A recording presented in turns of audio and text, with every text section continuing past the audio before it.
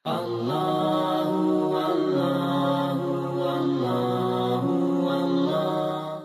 Maka Imam Al-Ghazali sebut golongan satu dengan golongan dua adalah sama, iaitu mereka akan diberikan lagi satu peluang oleh Allah di akhirat nanti.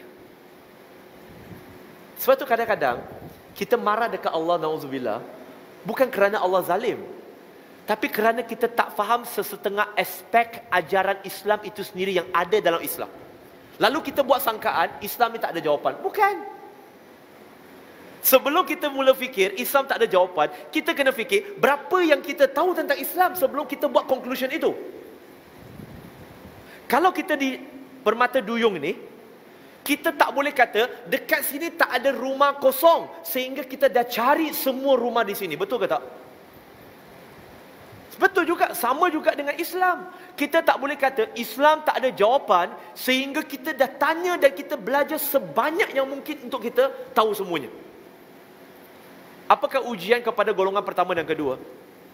Ujian untuk mereka dalam Musnad Ahmad, Nabi SAW sebut akan ada 4 golongan yang datang pada Allah Subhanahu Wa Taala pada hari kiamat mengadu kepada Allah. Mereka tak terima mesej Islam. Allah akan perintahkan mereka terjun ke dalam api neraka. Perintahkan mereka terjun dalam api neraka. Maka akan ada yang terjun. Kerana bayangkan, dah kenal Allah dah. Allah yang perintah sekarang ni. Ada yang terjun, tetapi ada yang ingkar. Ada yang tak mau. Dia kata, aku nak lari dari api neraka, ni suruh aku terjun dalam neraka. Apa? Dia tak mau terjun. Mereka yang terjun dalam api neraka, mereka akan dapati mereka terjun ke dalam api yang sejuk, tetapi sebenarnya itu adalah jannah. Golongan yang ikut perintah Allah pada peluang yang terakhir itu, mereka masuk syurga. Tetapi golongan yang setelah mengetahui wujudnya Allah, Allah bagi arahan pun tetap mereka tak nak. Maksudnya, hidup mereka di dunia kalau kena Allah pun mereka tetap akan ingkar. Maka mereka itu masuk neraka. Allah adil ke tidak? Adil. Allah sangat adil. Allah sendiri menyebut tentang dirinya. Dalam surah An-Nisa, surah keempat ayat 40. Innallaha la yaslimu misqala dzarrah. Sesungguhnya Allah Subhanahu Wa Taala tidak menzalimi manusia walaupun sebesar zarah. Jadi tuan-tuan dan puan-puan, hidayah itu taufik milik siapa? Allah. Tapi ada satu tu ialah Allah bagi kepada siapa yang dia kehendaki tanpa perlu dia berusaha. Hidayah itu taufik nak dapat boleh. Cara yang kedua, iaitu inilah hidayah yang kedua yang saya nak kongsi malam ini, iaitu hidayah tu irsyad. Hidayah tu irsyad ni siapa boleh bagi?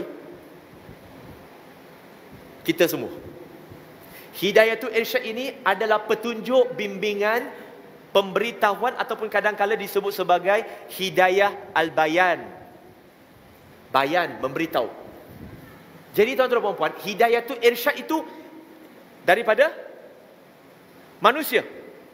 Sebab itu tuan-tuan dan puan-puan, bila ada Muslim, contoh je, bila mana diajak solat 5 waktu, dia kata, saya tak mau solat lagi lah, sebab tak dapat lagi hidayah. Saya tak mau menutup aurat lagi lah, sebab belum ada lagi hidayah. Hidayah mana yang dia maksudkan? Kalau dia maksudkan hidayah itu taufik, tuan-tuan dan puan-puan, hidayah itu taufik tu Allah boleh bagi kepada orang. Tetapi hidayah itu taufik untuk capai, kita boleh dapat dengan kita menurut hidayah itu irsyad ini. Bagaimana? Contoh, orang yang tak solat 5 waktu, yang walaupun dah diajak, dia tak nak solat dengan alasan tak dapat hidayah tu, tak dapat hidayah lagi. Setiap hari kita di Malaysia, ada azan tak? Kalau dia Muslim, dia faham tak azan tu? Azan tu dia tahu, walaupun dia tak solat, dia tahu azan tu menandakan tanda masuk solat. Dan dia tahu, Allahu Akbar, Allahu Akbar. Dia membesarkan Allah. Asyhadu an la ilaha illallah. Dia bersaksi tiada Tuhan yang layak disembah melainkan Allah. Dia faham. Wa asyhadu anna Muhammadar Rasulullah. Nabi Muhammad itu adalah pesuruh Allah. Dan kemudian hayya 'alas solah. Suruh datang solat. Untuk apa? Supaya hayya 'alal falah, supaya dapat kejayaan. Kejayaan dicapai melalui usaha dan solat. Itu dah panggil belum? Kalau untuk Muslim, dia dapat hidayah tu isyarat ke tak? Kalau dah azan pun dia tak datang, bukannya Allah tak campakkan hidayah tu taufik, dah bagi tahu pun engkau tak nak ikut. Macam mana nak dapat taufik? Air ni dah ke depan saya tuang sendiri. Kalau saya bagi kepada tuan-tuan, puan-puan minum, saya bagi sampai tangan. Tapi kalau tuan-tuan puan-puan tak nak gerakkan tangan tuan-tuan puan-puan sendiri untuk tuang masuk ke dalam mulut, lepas tu kalau mati kehausan, jumpa Allah dan mengadulah dekat Allah, kata, "Ya Allah, aku mati kehausan kerana engkau tak bagi aku air." Allah akan tanya, "Tidakkah Brother Firdaus bagi kamu air? Letak dekat tangan?" "Betul, Allah dia bagi. Tapi ya Allah, air itu tak masuk mulut saya." Itulah perumpamaan orang yang kata tak dapat hidayah. Orang yang tak nak berhijab lagi, dia kata tak dapat hidayah. Tidakkah setiap hari dia nampak ada dia nampak muslimah yang berhijab, yang menutup aurat, yang memakai tudung? Ada ke tak? Ada. Tidakkah dia nampak perubahan yang paling ketara yang berlaku kepada wanita yang memeluk Islam di barat? Tuan-tuan perempuan tahu tak? Daripada 4 orang yang masuk Islam di barat, 3 adalah perempuan. 3 adalah perempuan. Di sebalik dunia luar menuduh dan mengatakan Islam menindas wanita, tetapi wanita lah yang paling ramai memeluk Islam di luar. Perubahan mereka apa? Semalam mereka syahadah, hari ini mereka dah berhijab. Perubahan. Sebab mereka tahu itu ajaran Islam. Mereka dapat hidayah tu irsyad, lalu mereka ikut dan mereka dapat hidayah tu taufik. Nak bagi kita lagi mudah faham, saya bagi contoh ini. Kita sedang berjalan dengan kawan kita. Kawan kita pula dia sibuk main WhatsApp. Kan hari ini kan, manusia dia berjalan main WhatsApp kan. Jadi dia main. Dan kita nampak ada lubang kat depan.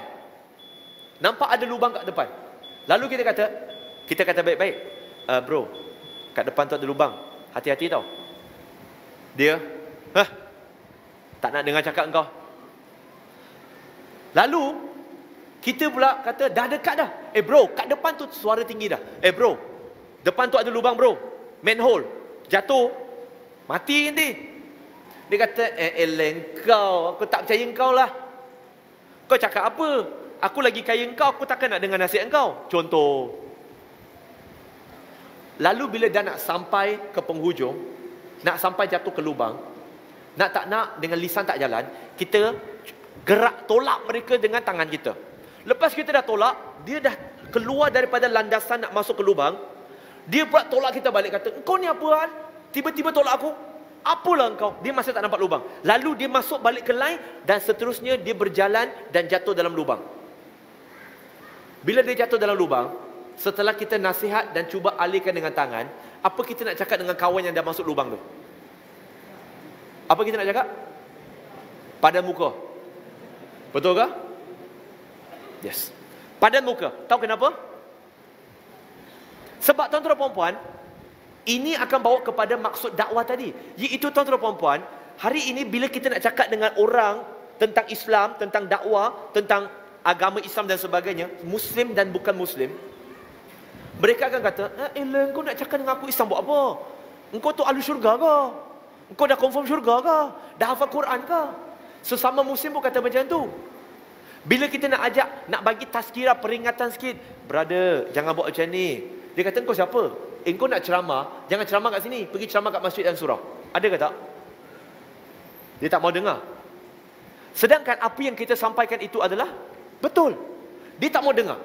Sebab kita tahu, kita sebagai Muslim, kita meyakini adanya hari kiamat akan jatuh ke dalam lubang. Maksudnya, titian sirat itu, yang beriman lalu, yang tak beriman dia jatuh.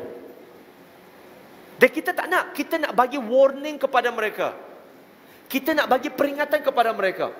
Sebab itu tuan-tuan dan puan, kita semua ini, semua Muslim memiliki hidayatu irsyad. Allah